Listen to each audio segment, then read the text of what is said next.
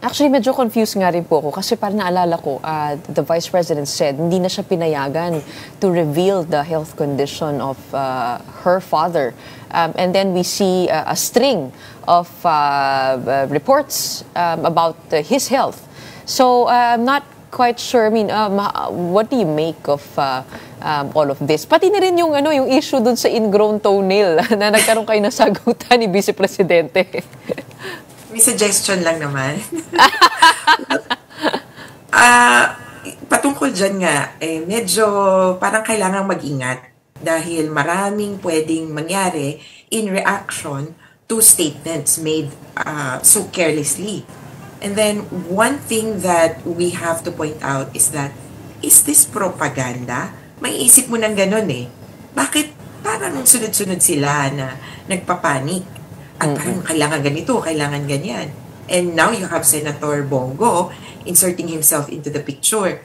Nung pinapanood ko yung video niya, sana ang emphasis niya is that the Duterte gets to see a doctor soon as possible.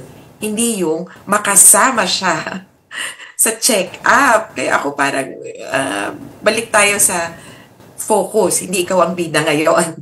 Pero in any case, if this is propaganda, which I think their camp has had an issue with over the weekend, so if this is propaganda, just be warned that this will not affect the decision of the court because they will base it on facts.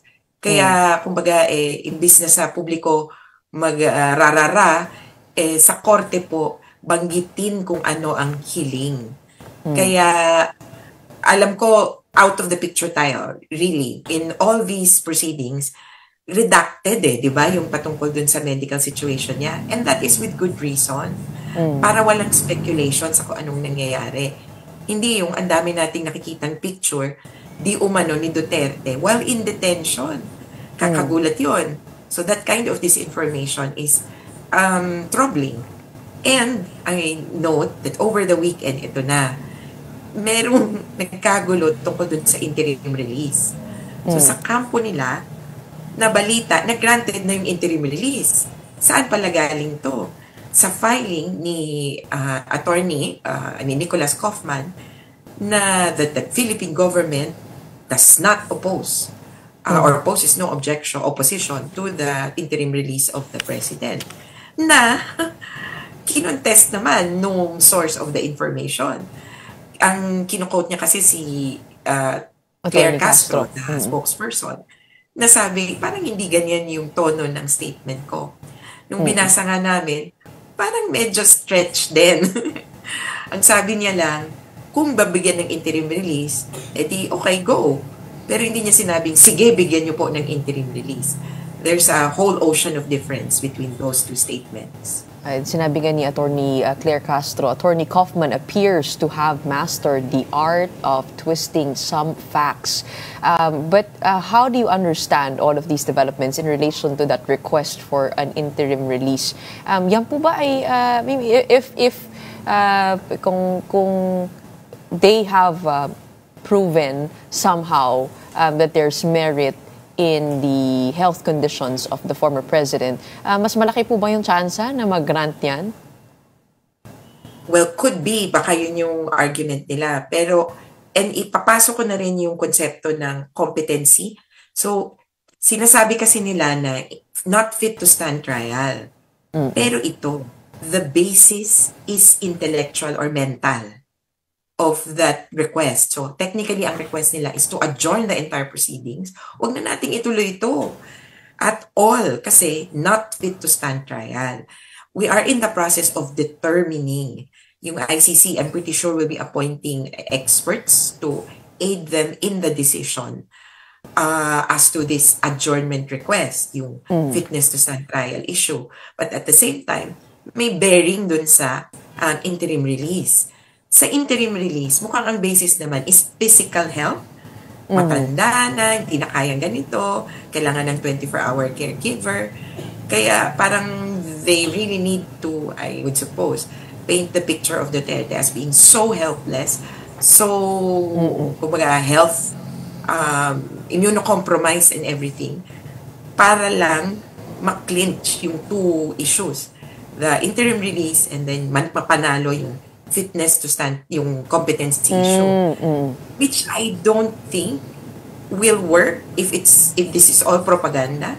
It will not work and it could even backfire sa ICC kasi they will only base their decisions on information that is verified. Facts dapat.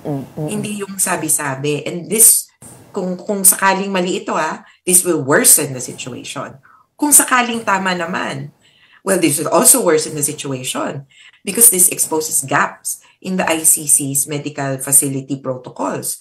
Hindi nyo sinabihan yung kapamilya, hindi nyo sinabihan yung abogado nung napunta sa ospital.